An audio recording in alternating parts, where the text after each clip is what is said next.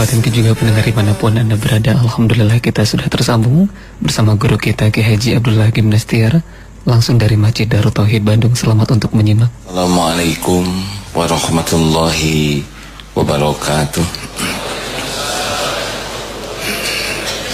Alhamdulillah, alhamdulillahi rabbil alamin. Alhamdulillahilladzi anzala as-sakinah fi qulubil mu'minin liyazdadu imanan ma'a imanihim. Allahumma salli ala sayyidina Muhammad wa ala alihi wa ashabihi ajma'in. Ya Allah, ya Nur, Allahumma nawwir qulubana binuri hidayatik, binuri ma'rifatik, kama nawwatal ardu binuri syamsik, abadan abada birahmatika ya arhamar rahimin. Ya Allah, Allahumma inna nas'aluka imanan kamilan wa yaqinan sadiqan wa qalban khashian wa lisanan zakiran wa amalan salihan mutaqabbalan. Taqabbal minna ya karim. Wahai yang maha menatap, berkahi majelis ini. Catatkan siapapun yang kau takdirkan menyimak menjadi ahlul yakin padamu, menjadi orang yang istiqomah, menjadi hamba yang husnul khotimah, jadikan ahlul jannah. Amin ya Allah ya rabbal alamin. Hadirin, apakah Allah subhanahu wa ta'ala sedang menyaksikan kita? Yakin? Sedang mendengarkan apapun? Apakah Allah tahu siapa diri kita yang sesungguhnya? Apakah Allah menyaksikan setiap maksiat kita? Yang terang-terangan, yang sembunyi-sembunyi, tahu. Tidak bisa bohong kepada Allah. Kita dihargai karena Allah masih menutupi, masih menutup-nutupi lumuran maksiat, gelimang dosa. Allah maha baik. Alhamdulillah, kali ini kita mengkaji Al-Hakim dan Al-Hakam. Al-Hakim artinya Allah yang maha bijaksana. Al-Hakam, Allah yang maha memutuskan perkara. Di dalam surat Al-An'am ayat 18, wa huwal hakimul khabir, dan dialah Allah yang maha bijaksana lagi maha mengetahui. Al-Baqarah 288, wallahu al-azizul hakim, dan Allah al-aziz yang maha perkasa, azizul hakim lagi maha bijaksana. Dalam surat An-Nisa 26, wallahu alimun hakim, dan Allah maha mengetahui segalanya lagi maha bijaksana. Wa kana Allahu wasi'an hakima, dan Allah maha luas karunia-Nya lagi maha bijaksana. An-Nisa 130. Wa huwa khairul hakimin, dan dialah Allah sebaik-baik hakim. Hadirin, tidak ada yang bisa terjadi tanpa izin Allah, baik nikmat maupun musibah. Allah berkehendak, pasti terjadi. Allah tidak menghendaki, tidak akan terjadi. Ada izin Allah, ada ridho Allah. Maksiat terjadi dengan izin Allah, tapi Allah tidak ridho. Ketika ada orang yang mencuri, itu pasti izin Allah, tapi pencurinya tidak diridhoi Allah. Akibatnya dia harus menanggung dari perbuatan mencurinya. pasti ada balasannya. Yang dicuri ini izin Allah, tidak kebetulan. Terjadinya pencuri dengan yang dicuri itu pasti dengan izin Allah, tidak akan tertukar. Tapi yang dicuri bisa berpahala, bisa dosa kalau dia benar menyikapinya. Yang mencuri, kalau dia sadar, tobat, mengembalikan curiannya, beda lagi nanti takdirnya. Pembunuhan, tidak akan mati seseorang kecuali dengan izin Allah. Kalau yang membunuh tidak di jalan Allah, pasti ada balasannya, pasti, tidak bisa lari. Mau sehebat apapun pangkat, jabatan, kekuasaan, pasti dia akan binasa, dan nanti di akhirat akan memikul sesuatu yang luar biasa. Dia akan sesali tapi tidak ada kesempatan lagi. Yang dibunuh, kalau yang dibunuhnya di jalan Allah, tidak sedang dosa, tidak maksiat, dia tetap mati. Tapi matinya bisa mati husnul khotimah. Jadi kematian bukanlah musibah, su'ul khotimah yang musibah. Oleh karena itu, tidak ada kejadian yang Allah tidak terlibat. Kita sering galau karena tidak tersambung kepada Allah. Seakan-akan ada yang terpisah dari kekuasaan Allah. Semua makhluk adalah milik Allah. Demam berdarah, nyamuk itu tidak punya pilihan. Nyamuk hanyalah makhluk Allah yang bertasbih.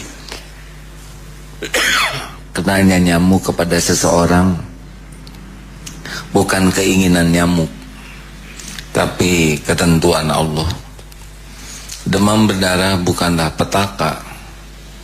Bahkan tidak jarang demam berdarah bisa membuat orang soleh jadi dekat dengan Allah. Keluarganya jadi banyak sedekah, karena sedekah bisa menjadi jalan kesembuhan. Semua kejadian. Nah, kita harus tahu bahwa apapun yang Allah tetapkan bagi orang yang beriman itu pasti bijaksana. Ini seperti kita sekarang. Allah kan yang memberikan nikmat kepada kita semua. Ini mata, semua tubuh ini, termasuk pakaian, ongkos, sehat, lancar. Tapi Allah juga melihat mata titipannya ini kita pakai maksiat, telinga dipakai maksiat, mulut dipakai ngomong sia-sia, menghina, bergibah, tangan menyentuh yang tidak halal. Allah lihat sendiri itu, karunia-Nya digunakan untuk bermaksiat padanya. Tapi Allah masih memberi kesempatan untuk tobat. Diatur datang ke majelis ilmu. Padahal kalau Allah mau balas, tangan yang maksiat ini tinggal diambil saja, kelindes apalah, tank mungkin. Ini mata maksiat, kalau Allah mau ambil, ya tinggal makan sate, cos saja. Telinga, kalau Allah mau ya gampang, tinggal kebentur, mendengung terus. Pita suara tinggal pet saja.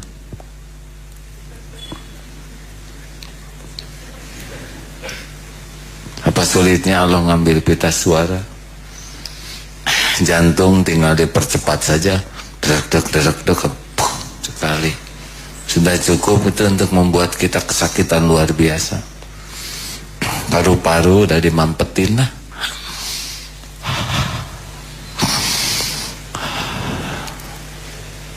Apa susahnya Allah mampetin paru-paru?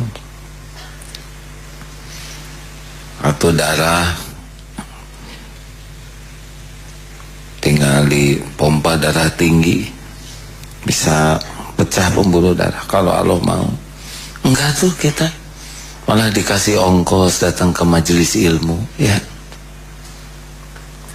Ongkos kan dari Allah.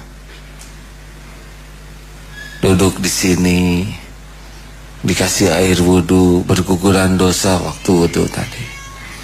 Kasih sholat isya, rontok dosa. Kasih ilmu, ini malaikat di sekitar kita terus mendoakan, memohonkan rahmat, ampunan. Fabi ayyi ala rabbikuma tukadzima. Maha bijaksana, benar. Makanya kalau terus-terusan diberi karunia tapi kita terus saja membalas dengan maksiat, ya jangan heran. Nggak apa-apa, tenang, tenang.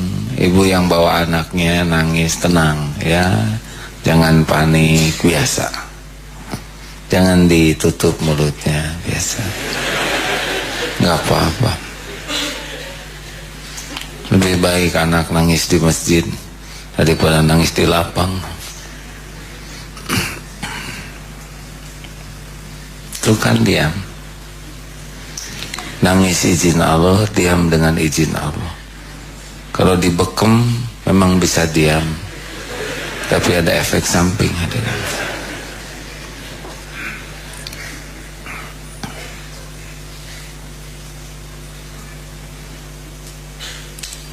Ya, semuanya izin Allah. Enak ya. Bayi nangis, izin Allah. Bayi diam, izin Allah. Itu bayi ciptaan Allah. Kenapa Allah menakdirkan bayi nangis? Ya sesuka Allah saja. Mungkin Allah mau ngasih tahu sesuatu ke ibunya. Mungkin rezekinya sudah harus dikasih. Cara mendiamkan bayi, ya minta kepada yang membunyikan bayi. Seperti hutang, kalau pengen lunas hutang, ya kita punya utang juga dengan izin Allah, ada yang minjemin. Kalau tidak, tidak ada yang minjemin. Kalau Allah bisa minjemin, apa susahnya Allah ngelunasin? Semua mudah bagi Allah. Nah, hadirin, jadi kita itu masalahnya itu adalah tidak tersambung dengan kekuasaan Allah. Seakan kejadian itu terpisah terjadi begitu saja. Sehingga kita lebih sibuk memikirkan makhluk daripada penguasa makhluk. Dan setiap kali kita memikirkan makhluk tidak tersambung kepada Allah, pasti gelisah.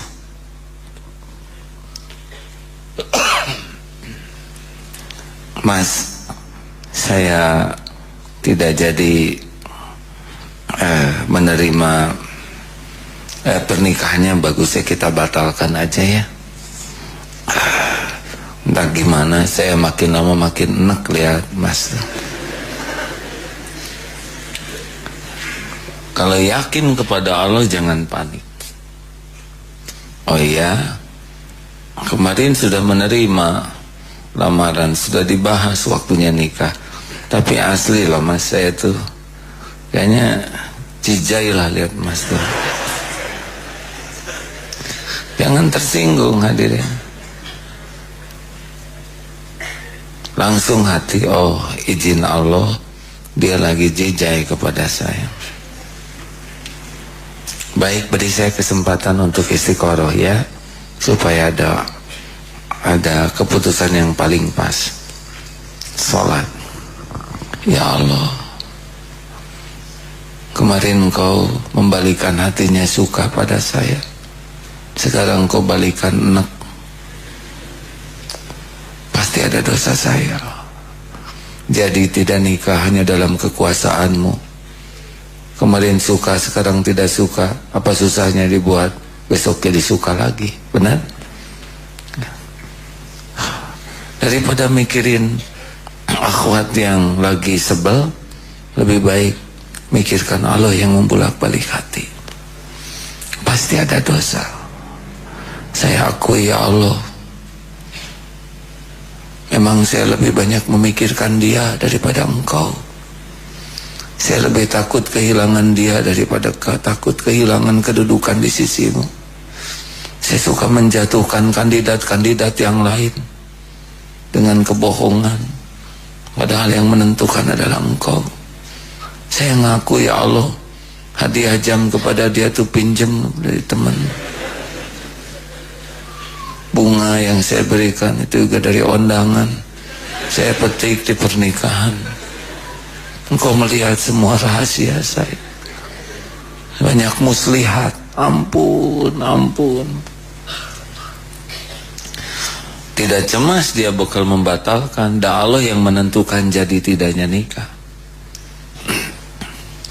Besoknya nge-SMS lagi. Aneh perasaan saya ini, Mas. Asalnya senang, kemarin sebel, hari ini makin benci, Mas. Begitu deh, kasih saya sehari lagi. Ampun ya Allah, kenapa Engkau buat jadi benci ke saya? Tobat semalaman. Ingat zaman SMA pacaran, aduh astagfirullah. Zaman dulu mau astagfirullah. Akibatnya ini benci tuh tobatnya jadi kemana-mana. Ingat handphone, suka lihat tayangan tidak bagus yang no, astagfirullah, astagfirullah. Saya jarang ngaji, astagfirullah. Kemana-mana tobatnya tuh. Coba itu. Yang harusnya takut, akhirnya datang. Bagaimana? Gini aja, Mas. Hari ini ada perubahan perasaan saya. Ternyata kemarin ada juga yang melamar saya, Mas. Saya lebih cenderung ke dia. Kenapa? Ini cuma cerita. Kenapa banyak yang tertekan begini? Kalau masih sama dia udah hancur itu hati. Allah yang mendatangkan kompetitor. Masuk lagi ke masjid, kedapruk, ya Allah. Lebih gawat ya. Kemarin saya masih single fighter. Saya kemarin calon tunggal. Sekarang ada 3 kandidat baru. Ya Rob, semuanya milikmu. Semuanya dalam genggamanmu. Ampun ya Allah. Ampun, selama ini saya masih mengandalkan diri, mengandalkan omongan, mengandalkan relasi, mengandalkan gelar, mengandalkan hafalan. Sekarang saya tahu semua itu tidak bisa diandalkan. Saya mengandalkan Engkau ya Allah. Serah. Kalau ini terbaik bagi dunia akhirat, saya silakan. Kalau tidak, yang penting saya tidak kehilangan cintamu. Udah tuh gak bersandar ke perempuan itu. Tiba-tiba datanglah berita, Kang, akhirnya saya memilih engkau untuk berpisah selama-lamanya. Tenang Pak.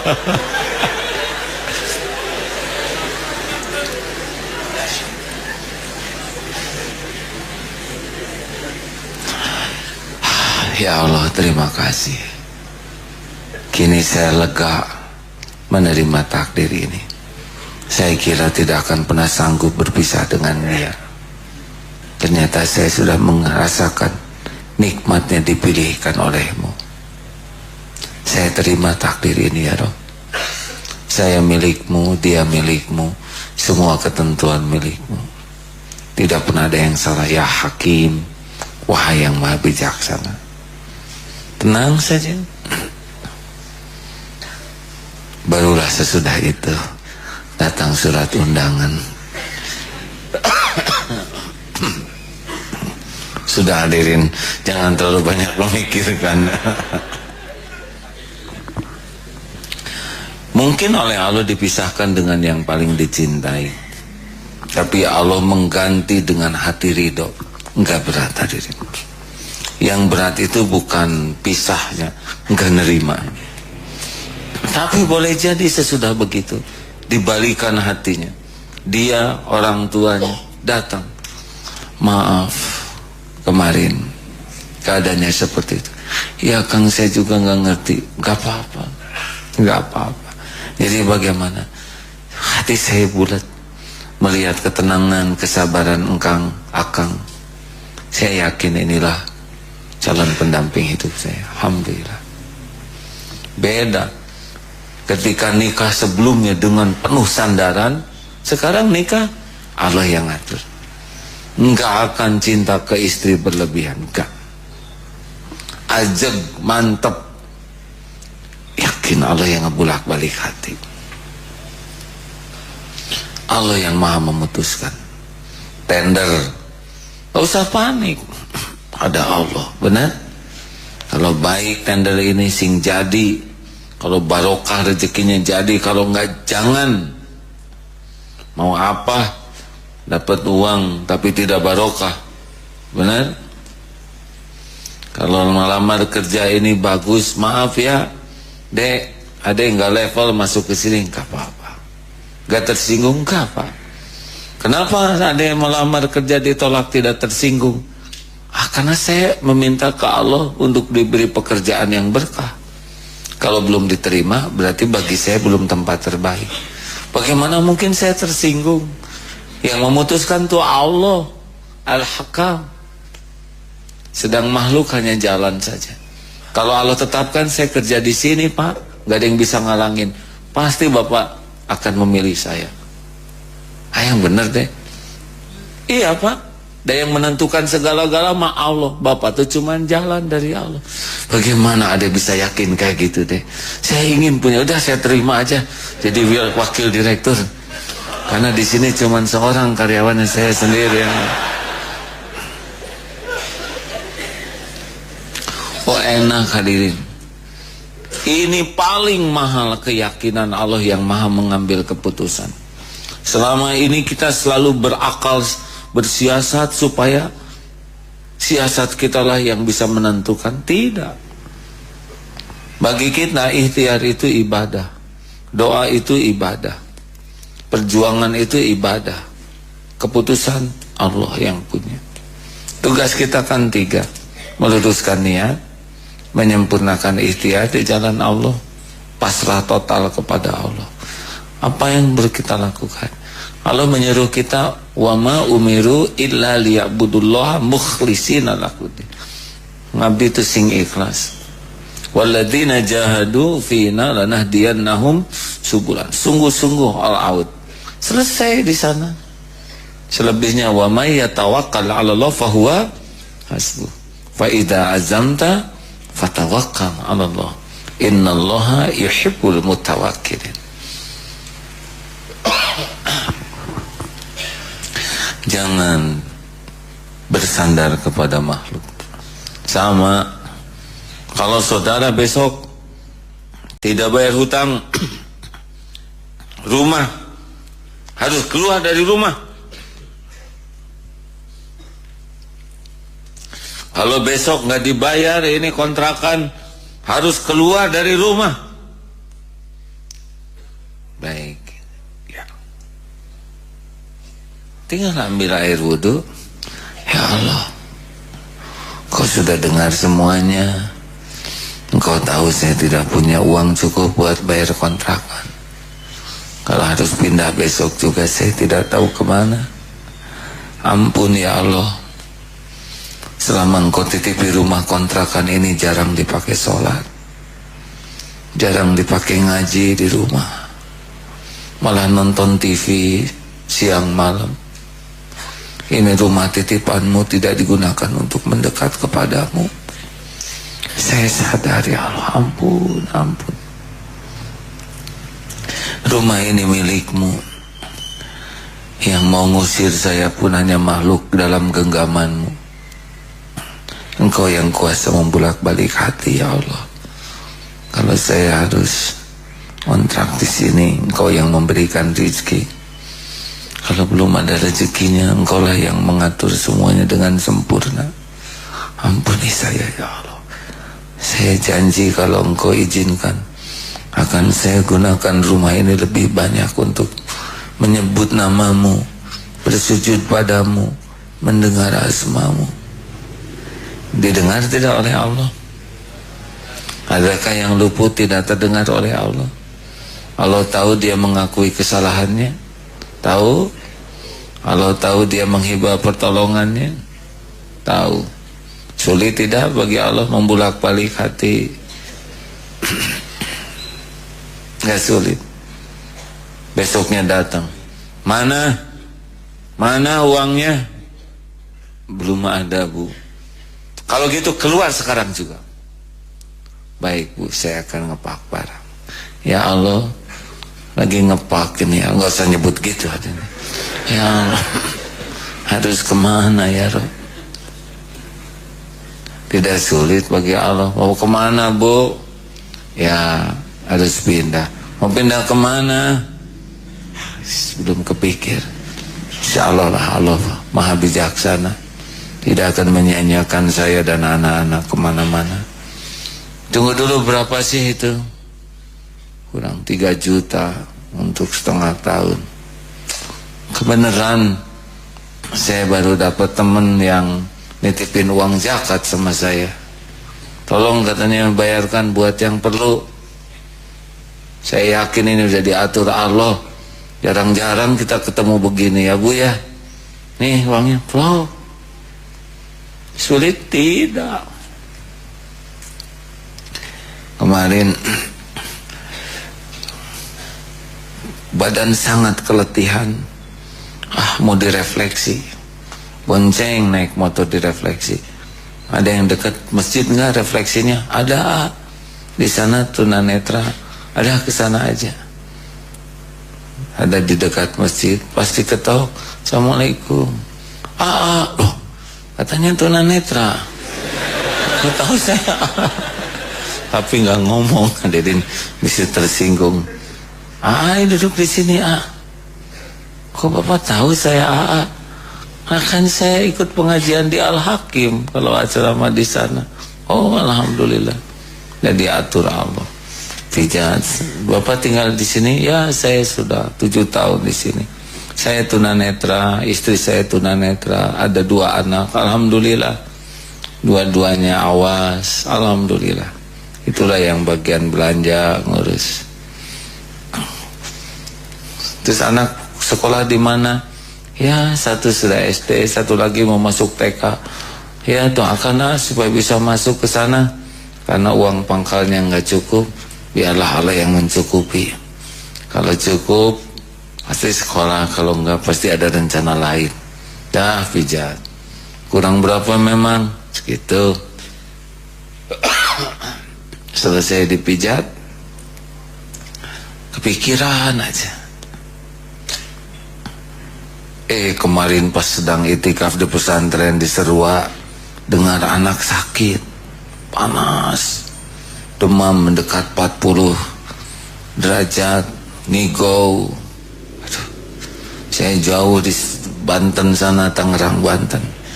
Ya Allah, apa yang harus dilakukan? Pas buka internet ada hadis tentang bersedekah diniatkan untuk kesembuhan. Ada hadisnya hasan, hadirin. Jadi sedekahnya memang diniatkan untuk kesembuhan baik diri maupun keluarga.